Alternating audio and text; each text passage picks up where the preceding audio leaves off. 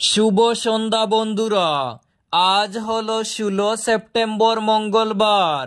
আজকের সন্ধ্যার অসম তথা সমগ্র বরাক উপত্যকার বিশেষ বিশেষ খবরগুলি হলো: বরাকে জলস্ফীতি অব্যাহত, একাধিক ঘাটে বিপদসীমা অতিক্রম। বরাক নদীর জলস্তর গত দুদিনে একেবারের জন্য স্থিতিশীল হয়নি। প্রতিটি মুহূর্তে নদীর পানি বেড়েই চলেছে, কখনো 5 থেকে 6 সেন্টিমিটার, আবার কখনো 2 থেকে 3 সেন্টিমিটার করে। মঙ্গলবার সকাল 6টায় অন্নপূর্ণা ঘাটে নদীর জলস্তর ছিল 20.32 মিটার, যা বিপদসীমায় 19.83 মিটার ছড়িয়ে গেছে। 3 ঘন্টায় সেখানে জল বেড়েছে 5 সেন্টিমিটার। সকাল 10টায় জলস্তর আরো বৃদ্ধি পেয়ে দাঁড়ায় 20.40 মিটারে। বদরপুর ঘাটেও একই চিত্র, সেখানে বরাক নদীর পানি বিপদসীমা অতিক্রম করেছে। শুধু বরাক নয়, করিমগঞ্জের বিসর্জন ঘাটেও কুশিয়ারা বিপজ্জনক অবস্থায় প্রবাহিত হচ্ছে।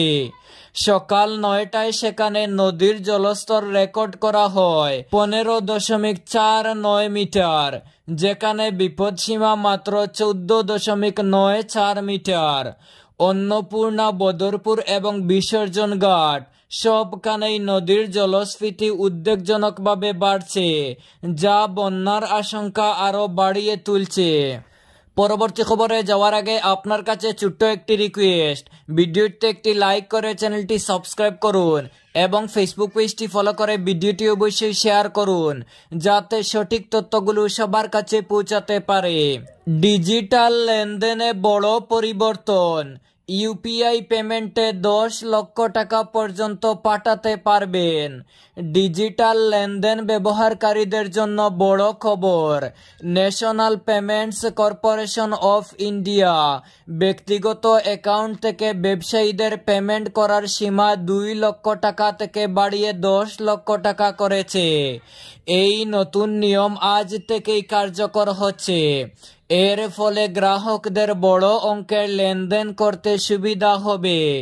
শুধুমাত্র এটাই নয়, শেয়ার বাজার এবং মিউচুয়াল ফান্ডে বিনিয়োগের সীমাও বাড়ানো হয়েছে।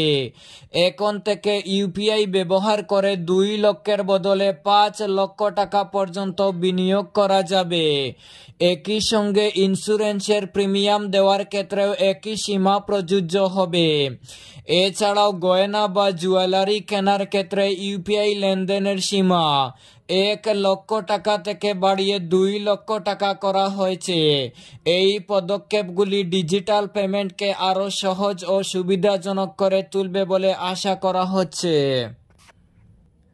2026 সালের বিধানসভা নির্বাচনকে ঘিরে পাতারকান্দিতে নতুন করে চাঞ্চল্য তৈরি হয়েছে। দীর্ঘ 14 বছর রাজনৈতিক মঞ্চ থেকে দূরে থাকার পর আবারও সক্রিয় রাজনীতিতে ফিরছেন কংগ্রেস নেতা কার্তিক সেনা সিনহা। তিনি স্পষ্ট জানিয়েছেন, আসন্ন নির্বাচনে পাতারকান্দি সমষ্টি থেকে কংগ্রেসের মনোনয়ন প্রত্যাশী। রাজনৈতিক মহলের মতে কার্তিক সিনহার এই প্রত্যাবর্তন কেবল কংগ্রেসের ভেতরেই নয়, গোটা বরাক উপত্যকার রাজনীতিতেই নতুন সমীকরণ তৈরি করতে পারে।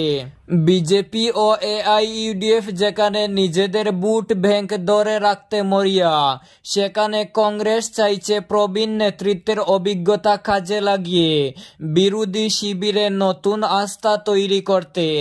কার্তিক সিনহা জানিয়েছেন, দুর্গাপূজা পরবর্তী সময় থেকেই তিনি গ্রামে গঞ্জে জনসংযোগ অভিযান শুরু করবেন। দলীয় কর্মীদের সঙ্গে বৈঠক, ঘরে ঘরে যোগাযোগ ও সংগঠনকে নতুন করে গড়ে তোলার পরিকল্পনাও রয়েছে তার। রাজনৈতিক বিশ্লেষকরা বলছেন, পাতারকান্দি আসনটি বরাবরই হাই প্রোফাইল ও ত্রিমুখী লড়াইয়ের কেন্দ্রবিন্দু। এমন পরিস্থিতিতে প্রবীণ কংগ্রেস নেতা কার্তিক সিনহার মাঠে নামা নিঃসন্দেহে আসন্ন নির্বাচনের প্রতিদ্বন্দ্বিতা আরো তীব্র করে তুলবে।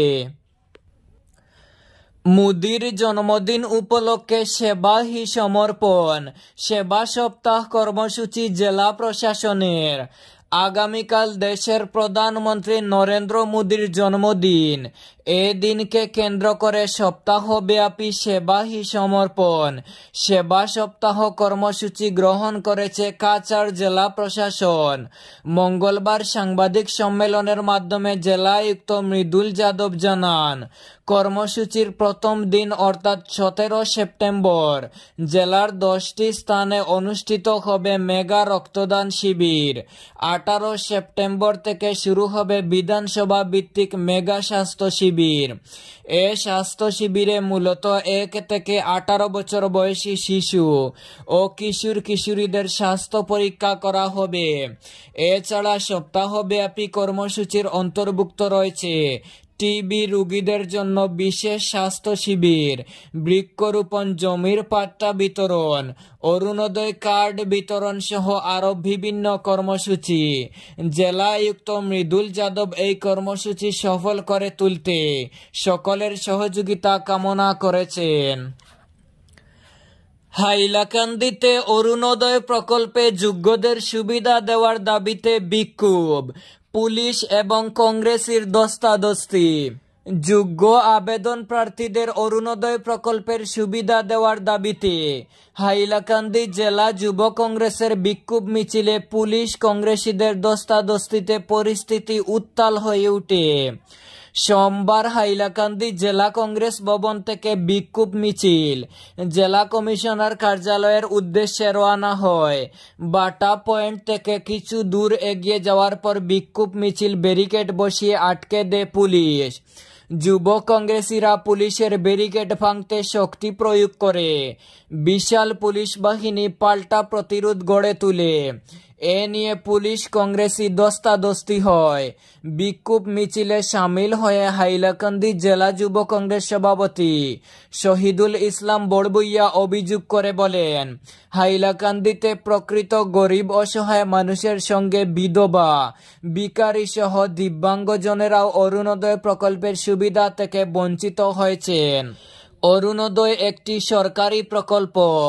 এ প্রকল্পে নজিরবিহীন বঞ্চনার শিকার হয়েছেন গরিব মানুষ। বঞ্চিত মানুষের হয়ে যুব কংগ্রেস লড়তে রাজি আছে বলে জানান শহীদুল। এ দিনের বিক্ষোভ মিছিলে অরুণোদয় প্রকল্পের সুবিধা থেকে বঞ্চিত দিব্যাঙ্গজনদের সঙ্গে সামিল ছিলেন বিধবা, গরিব, অসহায় মহিলারাও।